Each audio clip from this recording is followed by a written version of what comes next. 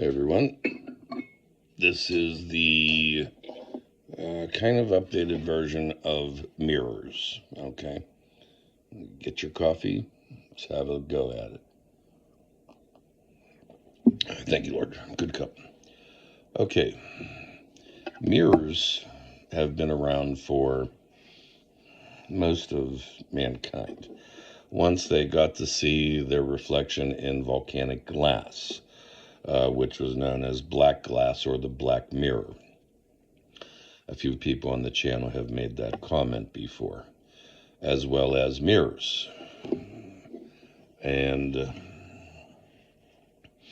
this is kind of not a faith-based type video. This is a video on mirrors as a technology that maybe we fully don't understand, or at least it's been watered down from the aspect of being a technology. Okay, I've mentioned in the past that money is possibly the oldest technology, a physical exchange. It's a medium. Okay, it's a medium. You exchange this for that. It's not just trade. It's something of a specific value that everyone recognizes. Okay, and as with any technology, the people or country protect the technology or the industry, okay? Because that industry leads to revenues and benefits for governments, kingdoms, nations, etc. And it is, for many, it is held in secret. It's also held behind patents, applications, etc. But the modern, as we would know it, or I should say the ancient, implementation of making mirrors started as early as 900, the year of our Lord 900, in that neighborhood, AD, Anno Domini. I don't like to use the, before the Common Era. That's just ridiculous. Okay, that's people that want to get away from Jesus being God.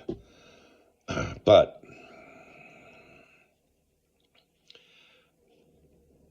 the technology itself started making with brass,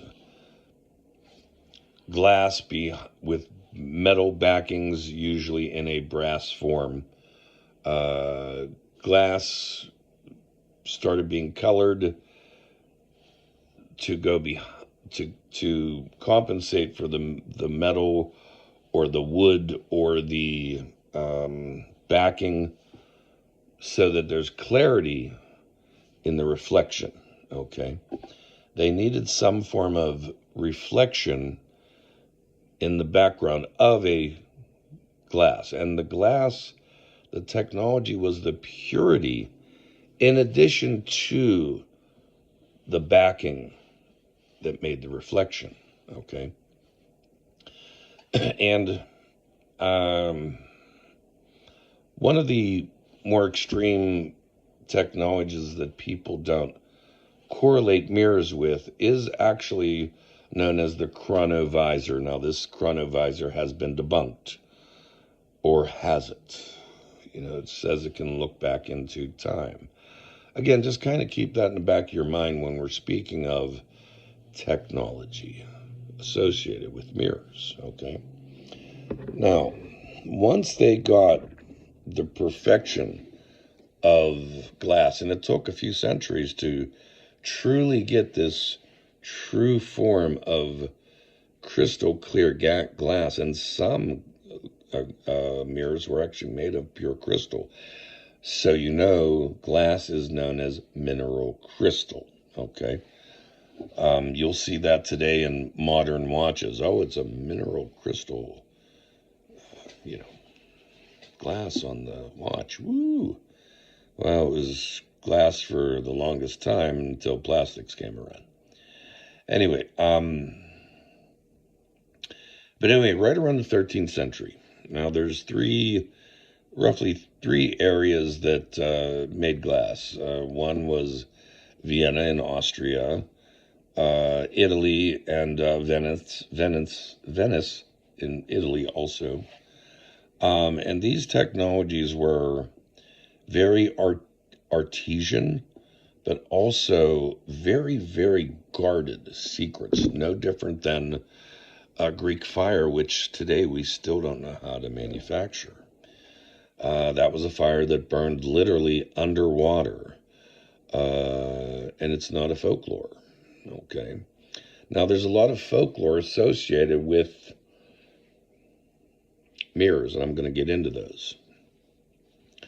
But by the time they got to this crystal clear glass, a form of true translucency, that glass is known as crystallino glass, clear glass. There was also, and I may slaughter these names, Aventurian, which was a gold-infused glass. Like literally, gold was put into the glass. Metals, they tried this as well. Flowers, plate, you name it. Now, the backings is what most of the technology, besides the glass, in combination, was this form of technology. Mercury, as we know, is a liquid metal, okay? And it obviously can be hardened, and it was mixed with tin. It could have also been mixed with silver, and it could have been mixed with combinations including gold. There was a alchemy in the process of the mirror and, quote, the glass, okay? And where these glass makers were stationed, if you will, they were literally confined to the area, and they could be killed if they left or tried to take that trade somewhere else. That's how important this technology was. You see, now, mirrors were not just little pieces of glass. Okay, they were grand. They wanted to show off their technology, and many wanted to show off their wealth. Same. Kings, popes, bishops, higher ups in governments. This was a display of wealth in addition. Just like when the first mechanical watches came about, they were laden in precious metals and they were hung around the neck as to say, hey, look at me. This was wealth, a sign of stature. But you see, there was such an alchemy behind the manufacture of the process and the trade secrets, the mixing of the metals for the backing of the mirrors. I am a person that has an extreme respect for old mirrors, especially old silver or, quote, tin mercury mirrors. I don't look in them. You can right away tell that it's old because there's a clarity of the reflection, and you can see depth through a lot of these mirrors. I mean, you can almost see as perfect as the common eye. Where in modern mirrors today, modern mirrors do not have the precision of the ancient mirrors because modern mirrors scatter light. Where ancient mirrors was reducing reflection, okay, while it was reflecting, it was not scattering the light, it was directing the reflection. Very important to understand. Light and perceived reflection is on a wavelength. We know that. We can only see into certain colored aspects of the visible field. There is an invisible light as well. Now, this process went over a number of centuries, and like you said, it was to display technology, but also to show their importance, pride, wealth. Most of the early ancient mirrors became large pieces. Why? Because they were displayed in castles and houses of renown. And they were generally large, usually larger than the person itself. They could be anywhere from 5 to 6 feet wide, even wider, and as tall as 10 to 12 feet. Why? Strange, right? But this was to display the technology, the clarity, the crispness. And what people don't realize is these ancient mirrors came with instruction manuals, and they can actually be found and looked up. You can do this. They were given a certain placement. Most of them were placed on a east wall, east facing wall. In other words, when you're setting the mirror on this wall, it is reflecting to the east. To the west. It's on the east side and it is reflecting to the west. Why? We'll get into that shortly. They had very detailed instructions. In other words, the mirror should not be touched by the human hand. It was actually a warning. Strange, right? Not just for cleaning, it was a warning. Excuse me. Pardon me. Sorry, it's been a bad day. And they would come with other instructions that would also kind of be looked at as witchcraft or paganism today. The reason why they were on an east wall facing west, the sun rises in the east and sets in the west, as well as the moon. The moon was very important in the technology and folklore, or was it, of mirrors. You were never, ever to clean the mirror in the moonlight, or the lack of moon, or at night for that matter. Strange, right? Well, it kind of makes sense in a way. They really only had candles. Why would you clean it by candlelight when you could clean it by sunlight? But there was also aspects of how to use a mirror, not just for reflection. Strange, right? You see, mirrors brought different things into the world. Many places, when they became common, had multiple mirrors. Why? Because they could be used to spy on people. They could be used to see when people didn't think they were being watched. Reflections. Someone could be seen from almost any angle in a room if the mirrors were placed well.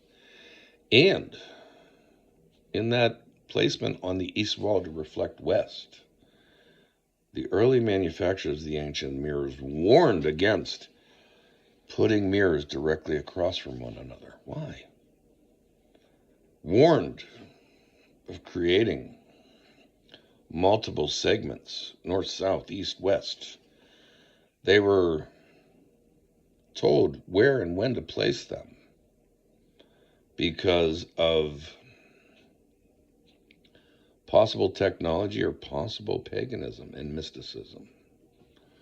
Now, you would think cleaning the mirror only at sunlight made sense, right? Well, in the moonlight, the moonlight is a cold light. The sun is a warm light. And the ancient mirrors had a clarity of glass that they strived for near perfection of clarity, not scattering like today's mirrors, scattering light. They delivered light, focused, as well as the reflection. In fact, many of the ancient mirrors, you would be surprised if you walked by a Cristallano mirror and looked into it. You wouldn't believe the detail that is seen that doesn't show in modern day mirrors. No different than how Some of the modern cameras take wonderful pictures, and yet they filter. They give you the option of filtering, but the clarity is phenomenal. It's kind of like how they had the old LED, LCD TVs and today's TVs. These pixels, the more pixels, the better the clarity, right? So, anyway, here is some of the pagan, mystical, or perhaps a technology uh, of directions. You never touched the mirror unless you used a certain cloth. That cloth could be leather, just so you know, I'm including that in cloth. And when the mirrors, quote, weren't in use, if you had more than one, the manufacturers or the artisans of the mirrors told people in directions to cover the mirrors for so many times, and it was usually based off the moon cycle. Strange, right? And covering it, one, did keep dust off of it, but there was also a metal in the background, and sometimes that would attract dust particles. Now we're getting into the aspect of these mysticisms. Now, this also comes with the alchemy, the metals behind it, the liquid, the mercury, the tin, the silver, the gold. The gold was in the glass, not in the reflection. There was a energetic exchange through the metals. At least that's what they stated. And we know from modern technology that there are interactions with metals, and they can create electricity under the right circumstances and under the right conditions. And many believe the mercury in the old mirrors was a type of technology. This is where the chronovisor eventually comes in. The low-level electrification of the metals behind the mirror. But the glass itself had to be specific as well. Now let's get into some of the, quote, mysticism of the mirror.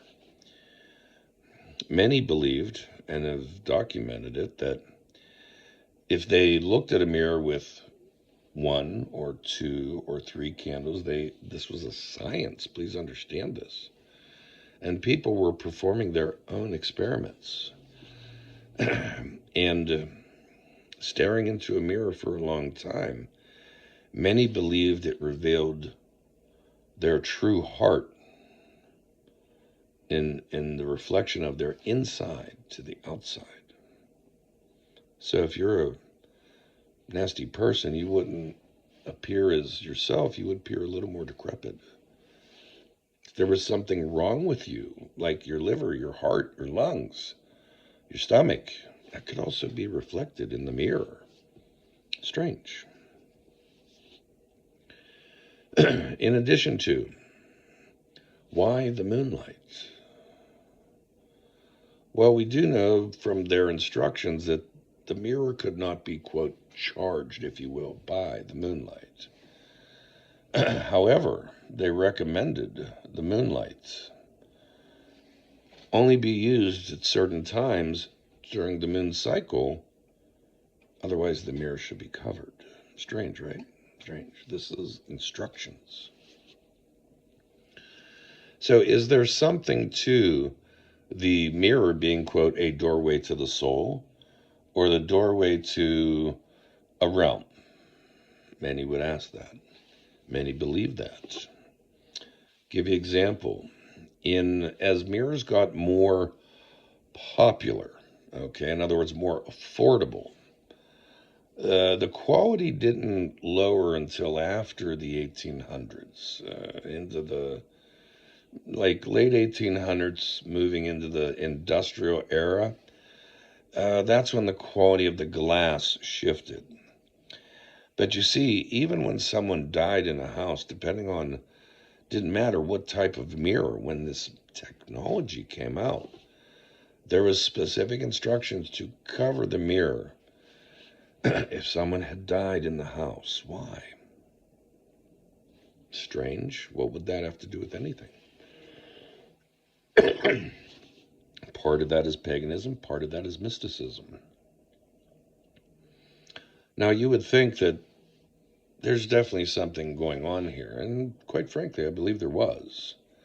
Maybe it's just something that we don't understand technology wise. I mean, even the very wood and metal that housed these mirrors, don't forget, these first mirrors were gigantic. They weighed several 100 pounds, and there were specific requirements to carry that weight through specific metals, brass, even sterling, and the wood that would also encompass or touch that mirror. Strange, right? Certain woods were used.